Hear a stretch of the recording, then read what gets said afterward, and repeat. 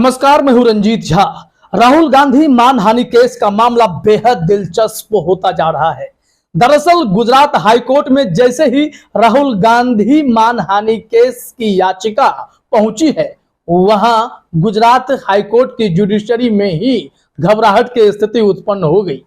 जज साहिबा जो इस मामले में सुनवाई करने वाली थी, उन्होंने तो चौंकाने वाला फैसला ले लिया, खुद के लिए फैसला ले लिया। इसके साथ ही अब यह सवाल उठने लगे हैं, क्या वाकई में इंडियन जुडिशरी सत्ता के कंट्रोल में जा चुकी है? क्या सत्ता से घबराहट महसूस कर रही है जुडिशरी? इस सवाल का जवाब अब इन्हीं के फैसले से आपको मिल सकता है। एक और जहां राहुल गांधी मानहानि केस में अदालत दर अदालत सीढ़ी दर सीढ़ी बढ़ते आ रहे हैं। मजिस्ट्रेट कोर्ट में सजा मिली, उसे चुनौती सेशंस कोर्ट में दिया, उसके बाद वहां भी राहत नहीं मिली तो वे गुजरात हाईकोर्ट पहुंचे। लेकिन यहां जो फैसला हाईकोर्ट की जज साहिबा ने ली है, जस्टिस गीता गोपी नाम है उनका, उन्होंने पहले ही हाथ खड़े कर दिए। उन्होंने कहा कि मैं इस मामले की सुनवाई नहीं कर पाऊंगी, आप किसी और बेंच के पास चले जाइए। जरा सोचिए कि गुजरात हाईकोर्ट में किस बात का हड़कंप मच गया भाई। आखिर राहुल गांधी मानहानि केस का मामला क्या गुजरात हाईकोर्ट के जज सुनने से घबरा रहे हैं? क्या कारण है? अगर कपिल सिब्बल कहते हैं कि इंडियन जुडिशरी को कंट्रोल करने की कोशिश हो रही है, उसे कैप्चर करने की कोशिश की जा रही है, तो क्या इस दावे में अब सच्चाई दिखने लगी है? दूसरी तरफ जरा आप यह भी देखिए कि कांग्रेस भी कई दफे यह कह चुकी है कि इंडियन जुडिशरी पर भारी दबाव आ गया है, जज घबराने लगे हैं, जुडिशरी को कब्जे में लेने की यह सत्ता कोशिश कर रही है। आखिर क्यों जजों को इन सब मामलों से गुजरना पड़ रहा है? सीजेआई डीवाई चंद्रचूड़ इन सारी बातों को देख समझ रहे हैं, वो कई दफे खुले मंच से बोल चुके हैं। बावजूद इसके गुजरात हाईकोर्ट की जज साहिबा जस्टिस गीता गोपी ने जो फैसला लिया है, उसके बाद यह सवाल खड़े होने लगे हैं, क्या राहुल गांधी मानहानि केस को सुनने में इतनी बड़ी घबराहट होने लगी? जरा अपने स्क्रीन पर आप देखिए, यह बेहद ही गंभीर और सोचने वाला मुद्दा है। क्या जुडिशरी कब्जे में चली गई है? एबीपी न्यूज ने लिखा है, राहुल गांधी डिफेमेशन केस। राहुल गांधी की अपील वाली याचिका से गुजरात हाईकोर्ट की जज ने खुद को किया अलग। जाने अब आगे क्या होगा, इस मामले में आगे क्या होगा। उन्होंने तो रास्ता बता दिया क्या करना है, आगे जो भी होगा। लेकिन सवाल यही रहेगा कि आखिर जजों को क्या दिक्कत हो गई? जिस जज को नैतिकता के आधार पर राहुल गांधी मानहानि केस में सुनवाई नहीं करनी चाहिए थी, उन्होंने तो मजिस्ट्रेट कोर्ट के फैसले को सही मानते हुए राहुल गांधी को सेशंस कोर्ट से आगे बढ़ने को कह दिया, उनकी सजा को बरकरार रखा, साथ ही साथ दोष सिद्धि पर रोक लगाने से भी उन्होंने इनकार किया। हम बात कर रहे हैं अमित शाह के वकील रह चुके और वर्तमान में राहुल गांधी के मामले में सुनवाई करने वाले जज रॉबिन मोगेरा की। रॉबिन मोगेरा जो राहुल गांधी के राजनीतिक प्रतिद्वंदी के पूर्व में वकील रह चुके हैं, तो ऐसे सेंसिटिव मामले में उन्हें नैतिकता के आधार पर इस केस की सुनवाई से अलग हो जाना चाहिए था, लेकिन उन्होंने ऐसा नहीं किया। और जब मामला गुजरात हाईकोर्ट पहुंचा, जस्टिस गीता गोपी कौन है हम आपको वो बताएंगे, लेकिन उन्होंने तो पहले ही कह दिया, नॉट बिफोर मी, मेरे सामने नहीं, प्लीज आप किसी और अदालत में चले जाइए, किसी और बेंच में चले जाइए, हम इस केस की सुनवाई नहीं कर पाएंगे। आखिर गीता गोपी ने हाथ खड़े क्यों किए? क्या कारण है? इसको लेकर पूरा देश हैरान है। राहुल गांधी भारत के कद्दावर नेताओं में से एक हैं और उनके ऊपर जो मानहानि की सजा 2 साल की सुना दी गई, जेल की सजा, वो देखने में ही विचित्र लगती है। और राहुल गांधी को दिए गए इस फैसले पर उनके वकीलों ने, कांग्रेस ने, सीनियर लॉयर ने, सब ने आपत्ति जताई। उन्होंने निचली अदालतों के फैसले को विकृत तक करार दिया और अब हाईकोर्ट में सनसनी सी मच गई है जब तुरंत में जज साहिबा ने कहा कि प्लीज मुझे इस केस से अलग रखें, मैं इसमें सुनवाई नहीं कर सकती। अब जरा देखते हैं खबर में क्या जानकारी आई है। एबीपी न्यूज ने लिखा है, गुजरात हाईकोर्ट के एक जज ने खुद को राहुल गांधी की सूरत सेशंस कोर्ट के आदेश को चुनौती देने वाली याचिका पर सुनवाई करने से अलग कर लिया है। राहुल गांधी के वकील पीएस चंपानेरी ने न्यायमूर्ति गीता गोपी की अदालत के सामने मोदी सरनेम वाले मामले को उल्लेख किया और तत्काल सुनवाई की मांग की, लेकिन उन्होंने सुनवाई के दौरान ही कहा मेरे सामने नहीं।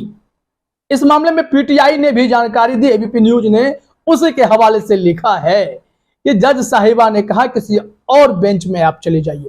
यहां बताया जा रहा है, समाचार एजेंसी पीटीआई के मुताबिक मामले पर राहुल गांधी के वकील चंपानेरी ने कहा कि अदालत ने पहले उन्हें मामले को बुधवार 26 अप्रैल को प्रेजेंट करने के लिए कहा था, लेकिन जब यह सुनवाई के लिए आया तो अदालत ने सुनवाई से खुद को अलग कर लिया। उन्होंने आगे कहा कि अब मामले को किसी अन्य अदालत में रखने के लिए कार्यवाहक मुख्य न्यायाधीश को एक नोट भेजा जाएगा, फिर उसके आधार पर ही इसमें जो है आगे सुनवाई की तारीख मिलेगी और सुनवाई की जाएगी। आखिर क्यों ये तारीखें टल रही हैं, क्यों जज सुनवाई से इनकार कर रहे हैं, और जिन्हें सुनवाई से इनकार कर देना चाहिए था वो तो इसमें राहुल गांधी के खिलाफ फैसला देने के लिए 1 सप्ताह का समय लिए और सुनवाई पूरी करने के बाद 1 सप्ताह बाद कहते हैं डिसमिस्ड।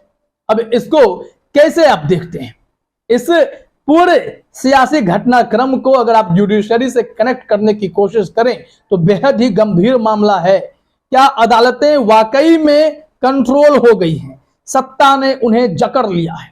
तभी तो जैसे ही हाई कोर्ट से या फिर सुप्रीम कोर्ट से जज रिटायर हो रहे हैं, उन्हें कभी राज्यसभा का तोहफा मिलता है, तो फिर कभी वो किसी आयोग के अध्यक्ष बना दिए जाते हैं या फिर कहीं के राज्यपाल बना दिए जाते हैं।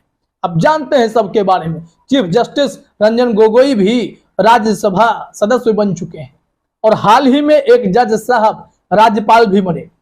तो दूसरी तरफ आप देखेंगे और एक जस्टिस अरुण मिश्रा थे, उनकी अदालत में सिर्फ अडानी का केस सॉल्व किया जाता था और वो भी जब रिटायर हुए उन्होंने तो गौतम अडानी को 8,000 करोड़ का फायदा भी कराया। उसके बाद वो एनएचआरसी के चेयरमैन भी बन गए।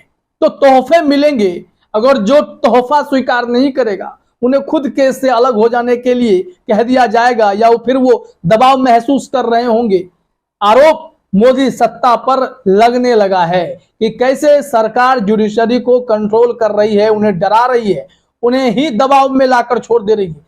इस बीच में आप जानते हैं कैसे कानून मंत्रालय और सुप्रीम कोर्ट के बीच बातें ठनी हुई। सीजेआई से सीधे किरण रिजिजू भिड़ रहे हैं, कुछ भी टिप्पणी कर रहे हैं सुप्रीम कोर्ट के जजों पर, सुप्रीम कोर्ट पर, जिसको लेकर कई दफे सीजेआई ने चिंता व्यक्त की है, गुस्सा जाहिर किया है, लेकिन यह मामला है कि खींचता जा रहा है। आखिर सत्ता को इस कदर अहंकार हो जाएगा और वो न्यायपालिका पर चोट करने लग जाएगी सत्ता, तब तो मामला देश के लिए बेहद गंभीर हो जाएगा।